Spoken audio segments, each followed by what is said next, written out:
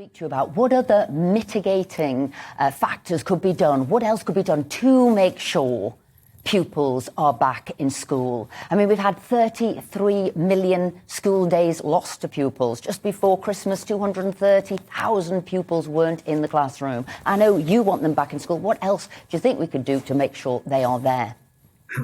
Well, there's also it's not just the 230,000 that weren't in school. There's also 100,000 what I've called the ghost children who've, for the most part, not returned to school hardly at all since they were fully open again last year.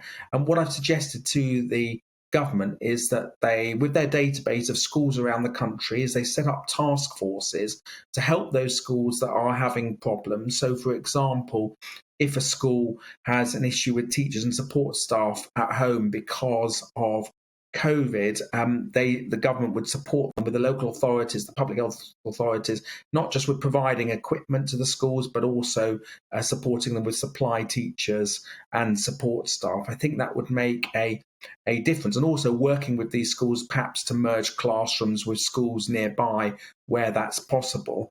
They may not be able to do it everywhere, but just because you can't do it everywhere doesn't mean that you shouldn't do it anywhere.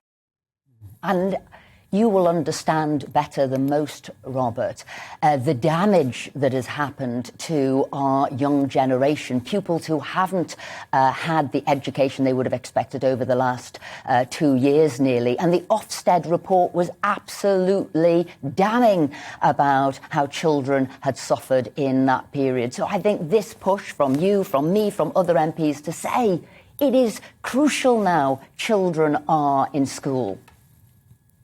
Well, that's absolutely right. By being at home, despite the efforts of teachers and support staff, too many children did very little learning. We've damaged their mental health.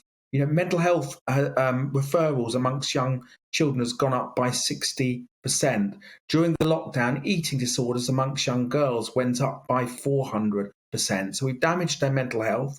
We've damaged their educational attainment, and we've damaged their safeguarding in many ways, children being exposed to county line gangs, online harms, tough domestic situations sometimes, and we've damaged their life chances. So we need to get them back into school, keep the children and pupils and students learning again, and make sure that hundreds of thousands of children are not being sent home. And that's why I welcome what Nazim Zahawi is trying to do, the Secretary of State, to keep our schools open.